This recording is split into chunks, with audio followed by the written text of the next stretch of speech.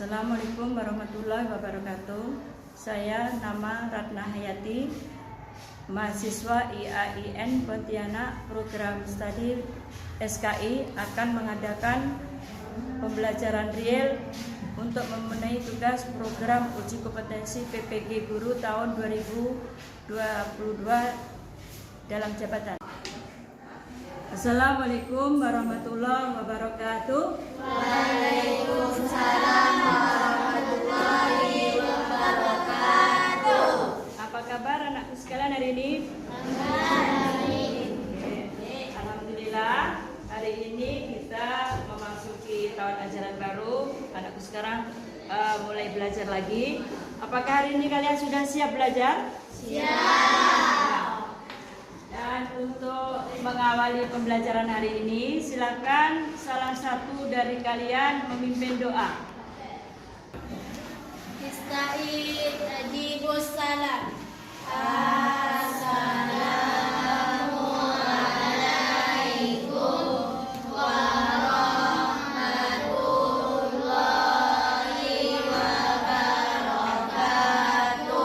Waalaikumsalam warahmatullahi wabarakatuh.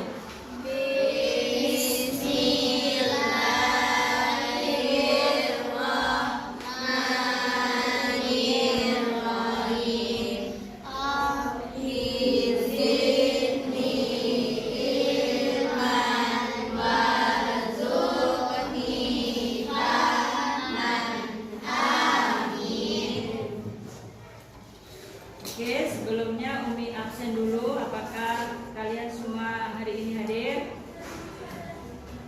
Mursidah Afifah, Mawada, Sakinah, Devinza, Suci, Aura, Zelvia, Syarifatul, Mildahul, Indah, Nurul Hikmah, Umairah, Hidayati, Maisarah, Misratul. Nah, alhamdulillah ini kalian sudah ada semua ya. Nah, anakku sekalian, untuk pelajaran hari ini sebelumnya Umi sampaikan kemarin kita sudah belajar sebelum materi hari ini, yaitu tentang misi dakwah Rasulullah di Mekah. Nah, coba dari pelajaran kemarin masih ingat nggak? Kira-kira misi dakwah kemarin apa ya? Antara lain misi dakwah Rasulullah apa saja? Masih ingat belum? Apa kira-kira? Oh, itu misinya. Belum betul. Siapa yang bisa menjawab? Misi itu apa? Kira-kira dakwah Rasul misi. Nggak belajar ya? Karena waktu libur banyak bermain. Ya nggak apa-apa. Jadi apa yang kita pelajari kemarin paling tidak anakku sekalian harus diulang belajarnya di asrama maupun di rumah. Nah, jangan sampai yang sudah Umi sampaikan hilang atau tidak ingat kembali. Nggak apa-apa. Nah, hari ini anakku sekalian, materi yang Umi sampaikan, judul pelajaran yang akan kita pelajari hari ini yaitu pola dakwah Rasulullah atau Nabi Muhammad SAW di Mekah. Nah, untuk materi pola dakwah ini, coba silakan dilihat papan tulis yang akan kita pelajari. Pertama, kompetensi dasar yang akan kita capai pada hari ini yaitu menganalisis pola dakwah Nabi Muhammad SAW di Mekah. Indikator yang akan kita capai yaitu pertama, menganalisis bentuk-bentuk ancaman, kemudian tantangan, hambatan dan gangguan yang dihadapi Nabi Muhammad dalam berdakwah di Mekah. Kemudian mengidentifikasi faktor keberhasilan dakwah Nabi di Mekah. Nah, adapun yang kemarin yang berupa bentuk-bentuk ancaman, tantangan itu seperti kemarin gangguan dari kafir Quraisy kan kita sebutkan kemarin Rasulullah dengan para sahabat itu apa ancamannya? akan dibunuh. Kemudian ada yang disiksa ikut Rasulullah. Ada lagi yang apa itu? Dijauhkan dari sanak familinya, atau seperti contohnya Bilal bin Rabah ya, disiksa dan sebagainya. Nah, hari ini kita akan belajar tentang pola dakwah Rasulullah. Nah, pola dakwah Rasulullah itu antara lain, siapa yang bisa sebelum kita masuk ke materi inti? Ada yang bisa? Kira-kira Rasulullah itu berdakwahnya seperti apa? Apa, Suci? Terang-terangan, betul. Yang lain? Sembunyi. Berarti paling tidak, anakku sekalian, bagaimana cara atau pola dakwah Rasulullah? Ada yang sembunyi. Kemudian apa lagi? Terang-terangan. Nah, itu salah satunya. Nah, nanti kalian akan beri tugas, kalian membentuk diskusi dalam arti kalian belajar bersama kelompok kalian. Jadi nanti anak sekalian saya bentuk menjadi 3 kelompok ya.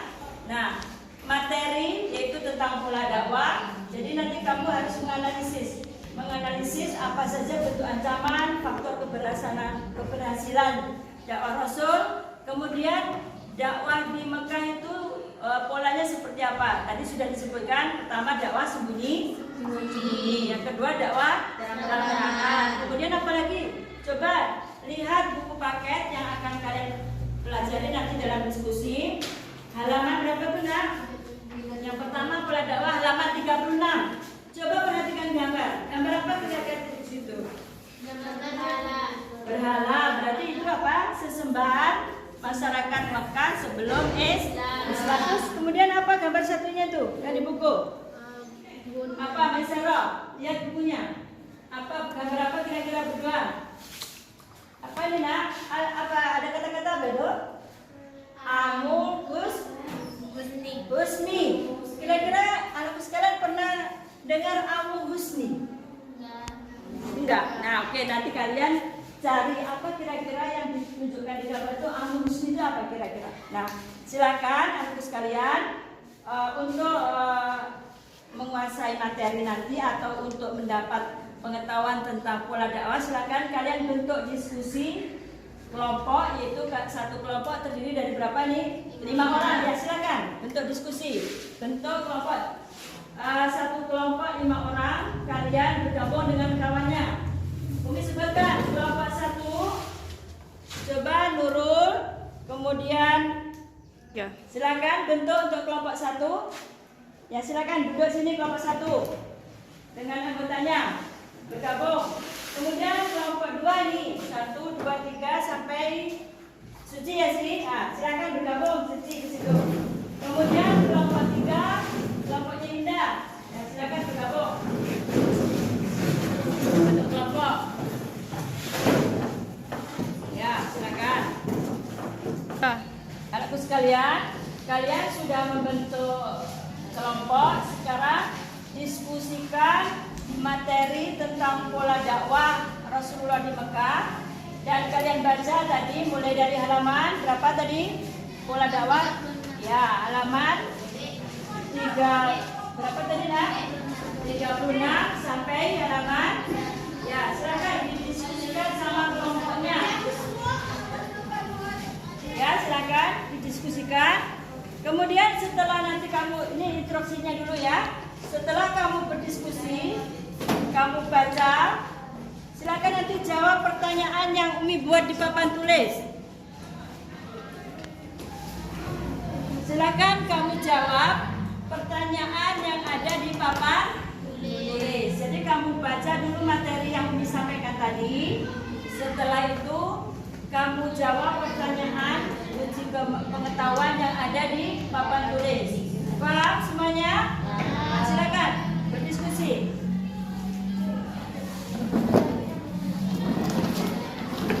Umi akan mengadakan penilaian setiap kelompok. Silakan diskusinya yang bagus, kerjasama dalam kelompok untuk menemukan jawaban atau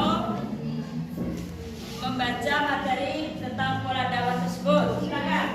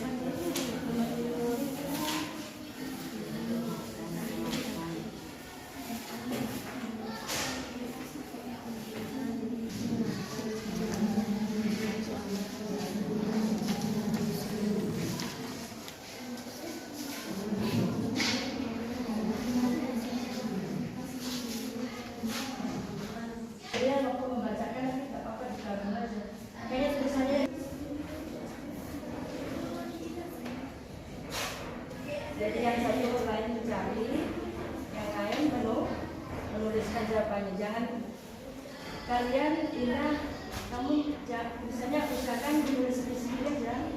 Jadi nanti menjawab, kamu kan aja kamu dikasih pertanyaan per orang. Jadi jawab sendiri aja. Misalnya tugasnya kamu nomor 1, nomor 2 cari jawaban masing-masing. Misalnya ini nomor 1, cari nomor 1 jawaban, ini nomor 2, nomor 3, nomor. Jadi nanti kalau kan nanti ada 5 jawaban tuh kawan ini, jadi tinggal berbuat diri kayak kawan-kawan itu untuk menjawab masing-masing. Ayo cepat. Jadi itu kan itu nulis 1, kamu juga nulis, jadi bisa juga nulis. Cepat. Ini nomornya kawan. Oke, waktu diskusi sudah selesai. Silakan anakku sekalian.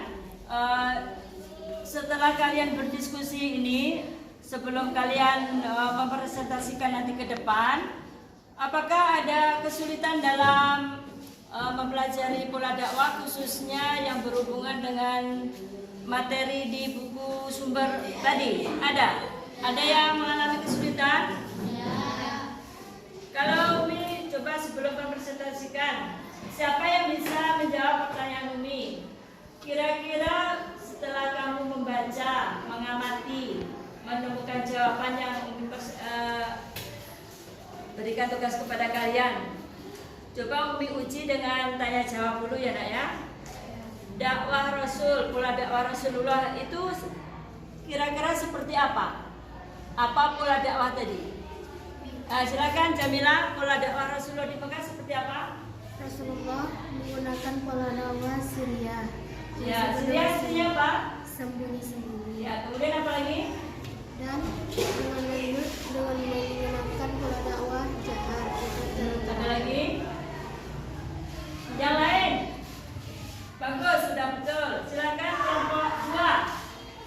Pola dakwah yang dilakukan Rasulullah selain seri jahat, ada yang mau memberikan jawaban? Bantuan, apalagi selain itu? Kelompok 2. Siapa yang akan menjawab? Pola dakwah selain siri jahat. Silakan. Suci, bisa? Apa kira-kira selain siri? Mau ada? Ya, hijrah ke Taif. Setelah itu apa? Hijrah ke Habsi, bayan Habsi atau Habasya. Anakku sekalian tahu Habsi itu mana?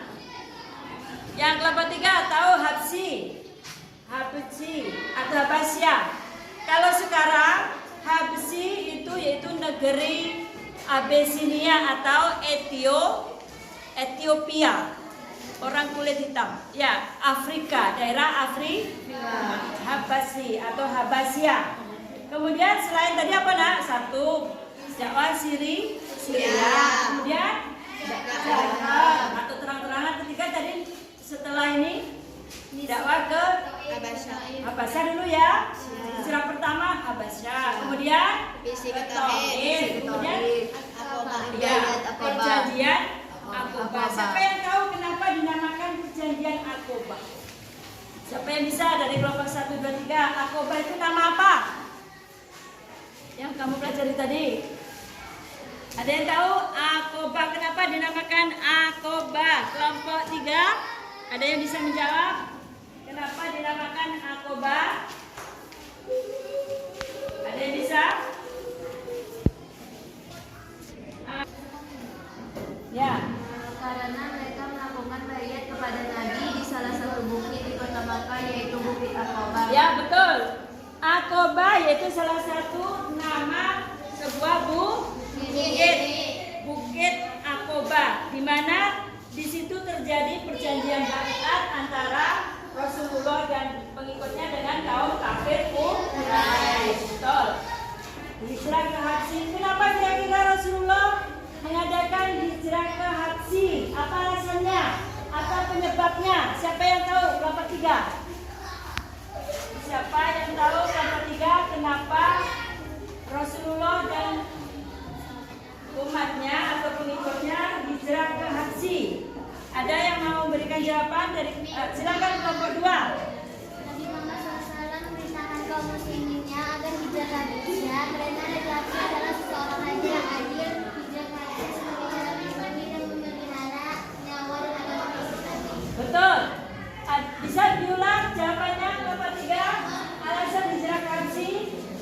pertama apa tadi? Rasulullah hijrah ke Habsyi, silakan. Ada? Silakan dibaca. Apa kira-kira? Hijrah ke Habsyi.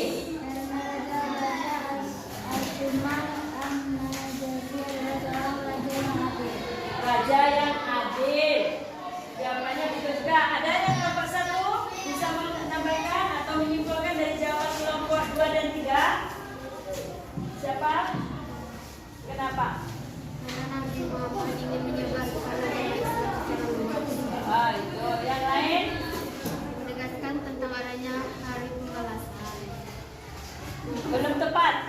Jadi kelompok ini alasan hijrah ke Habsyi, yaitu pertama karena Rasulullah mengadakan hijrah ke Habsyi, alasannya 1 karena Habsyi itu dipimpin oleh raja yang adil meskipun dia beragama Nasrani. Yang kedua, untuk menghindari tekanan atau ancaman dari kafir Quraisy selama di Mekah. Betul ya, boleh diapresiasi di sini nanti ya. Nah sekarang pertanyaan berikutnya, hijrah ke Habsyi. Apa alasan kira-kira Rasulullah hijrah ke Taif? Siapa yang belum menjawab dari kelompok mana tadi? Hijrah ke Taif. Silakan.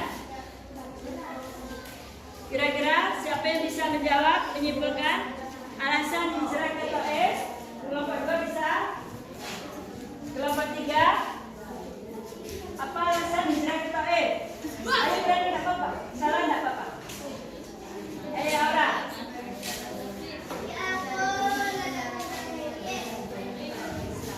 Ulangi, alasan hijrah ke Taif?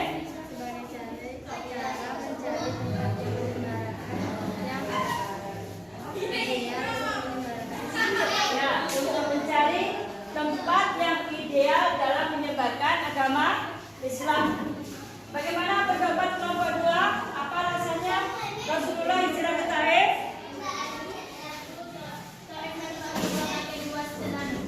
Ya, terus? Ada Bani Taif, salah satu suku Arab yang paling kuat. Jika menjaga Islam, maka akan menjadi kekuatan dasar yang mendukung dakwah Nabi. Ya, berikutnya. Jarak Taif tidak jauh dari Mekah. Ya. Sehingga anak Islam dapat membantu menyatukan Islam di Taif dan Mekah. Ya, kelompok 2 sudah menjawab. Jadi nanti kelompok 1 silakan sudah mendengar kan? Coba apa kira-kira pendapat kelompok 1? Selain apa tadi jawaban kelompok 2 bisa menyimpulkan, silakan. Mereka menolak membantu Nabi Muhammad dan mereka menghindari perselisihan masyarakat besar. Ya, menolak alasannya Rasulullah hijrah ke Taif. Menolak.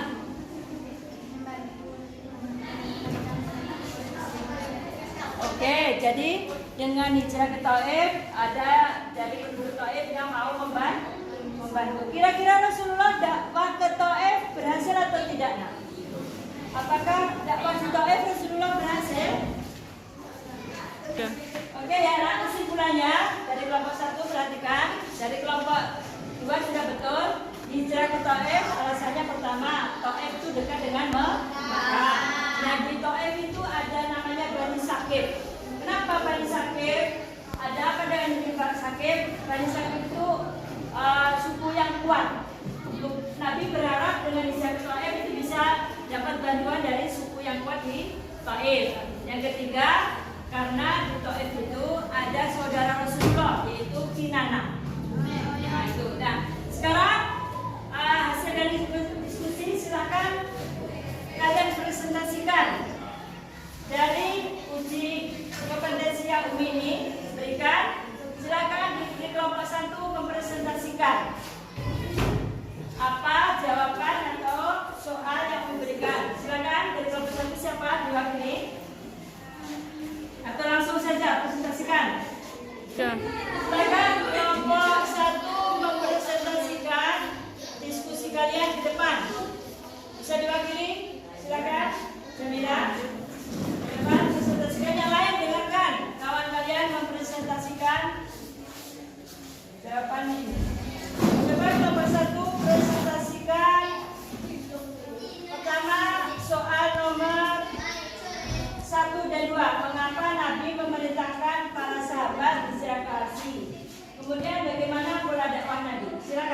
Ika, silakan.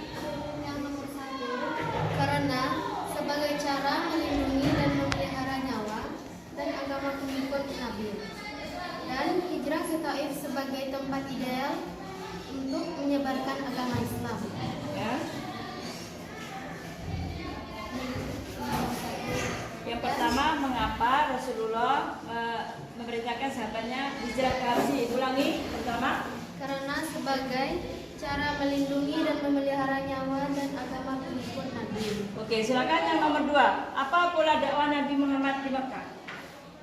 Rasulullah menggunakan pola seperti Syria atau Ya. disebut dengan sembunyi-sembunyi.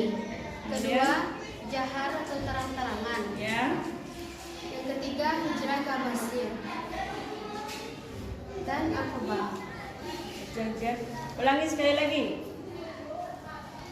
Pertama, pola dakwah Rasulullah yaitu ada berapa poin? 1. Ya, coba silakan ulangi. Pertama, dengan menggunakan pola Syria Ya. atau sembunyi-sembunyi. Ya, yang kedua. Kedua, jahar atau terang-terangan. Ya. Yang ketiga, hijrah ke Taif. Ya. Yang keempat, hijrah ke Aqabah. Oke, bagus. Silakan. Good. Kasih tepuk tangan, aplaus untuk kelompok 1. Berikutnya kelompok 2. Silakan mempresentasikan ke depan. Didengarkan yang lain.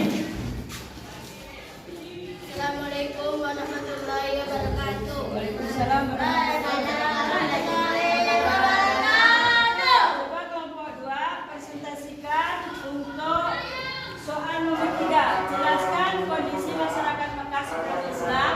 Kemudian soal nomor 5. Bagaimana Nabi dan para sahabatnya menghadapi siksaan ancaman dari kaum kafir Quraisy. Silakan presentasikan. Bila saya menjawab soal dari soalnya jelaskan kondisi masyarakat Mekah sebelum Islam.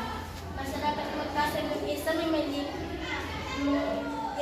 yaitu mereka suka minum khamar, mabuk-mabukan, berzina dan merampok.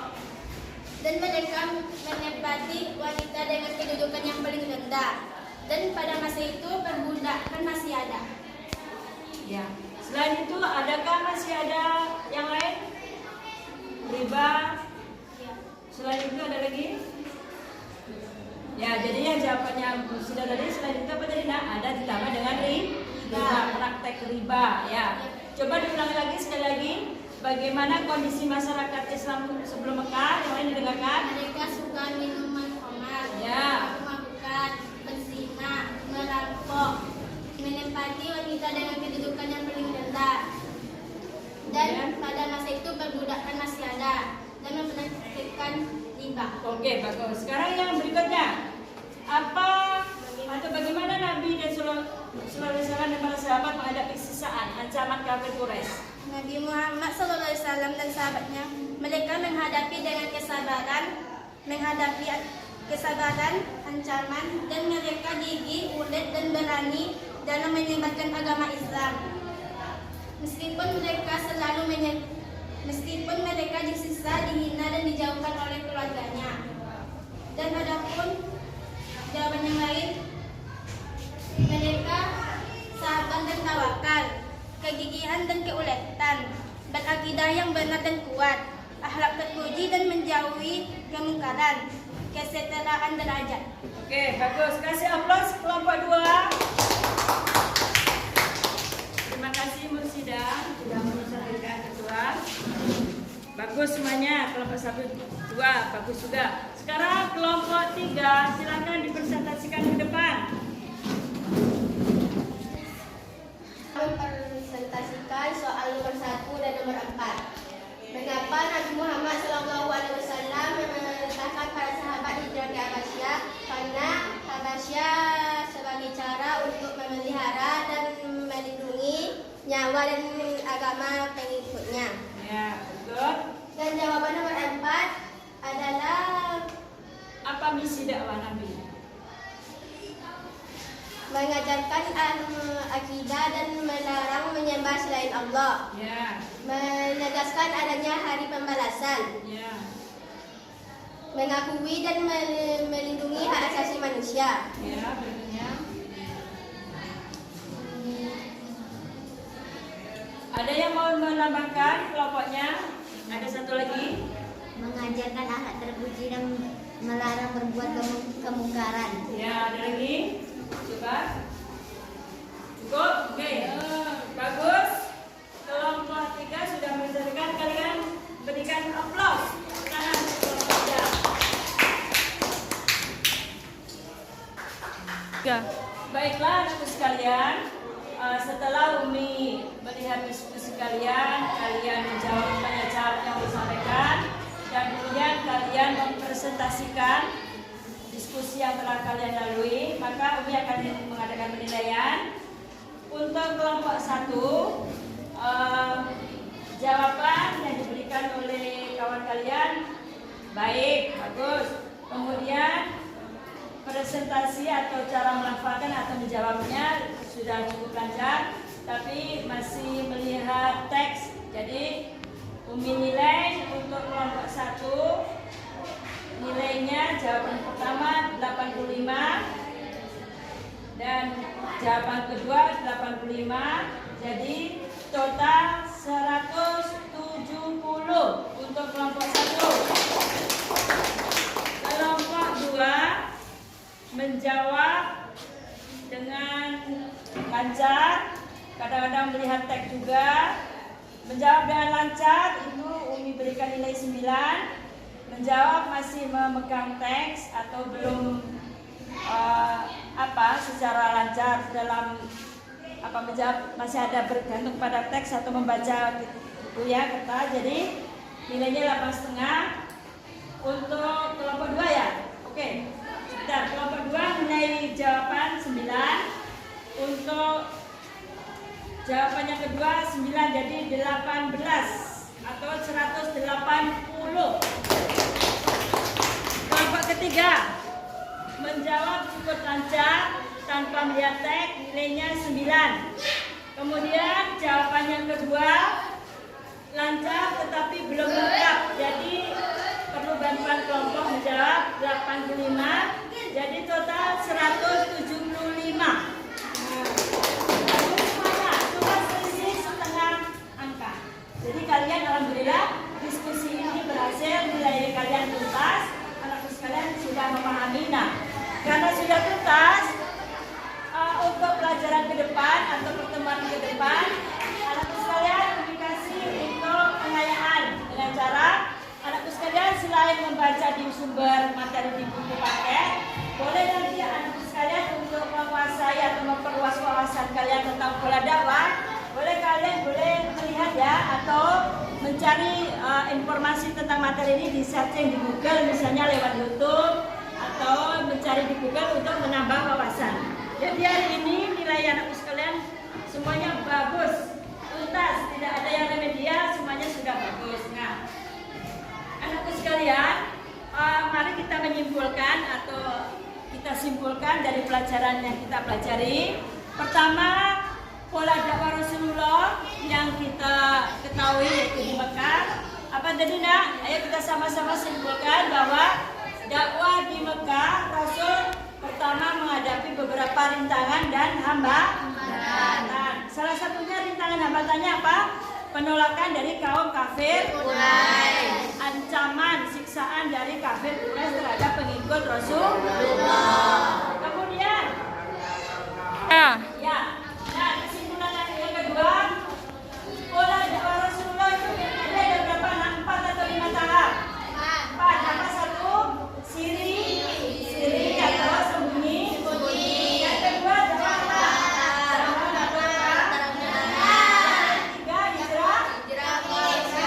bahasa dulu ya, pertama hijrah ke bahasa, yang kedua yang ketiga berikut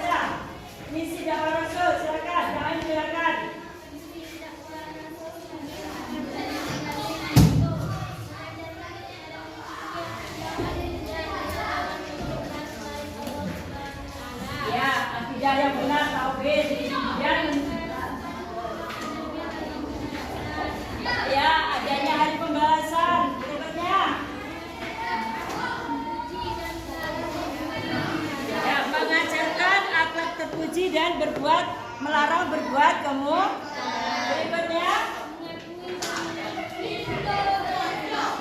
ya, mengakui melindungi hak asasi manusia. Terus terakhir, apa yang menjadi modal atau apa keberhasilan Rasulullah dalam berdakwah di negara pertama? Maka apa? Rasulullah sabar, ridho, ikhlas, apa lagi? Sabar, tawakal, gigih, ya kan? Gigih. Oke, jadi alhamdulillah pelajaran hari ini sudah selesai kita lalui, dan untuk tugas di rumah silakan dengarkan.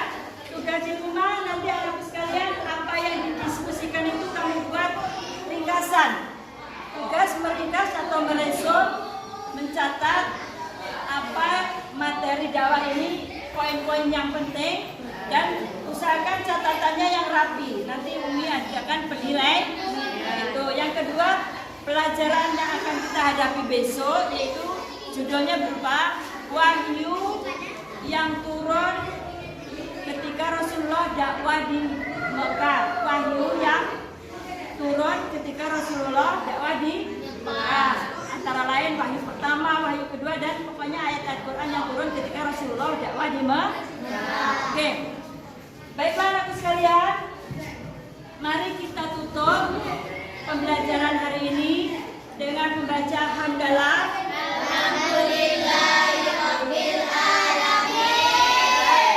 Ada kurang lebihnya dalam menyampaikan materi dalam pembelajaran hari ini. Umi minta maaf yang sebesar-besarnya. Kita tutup dengan Assalamualaikum.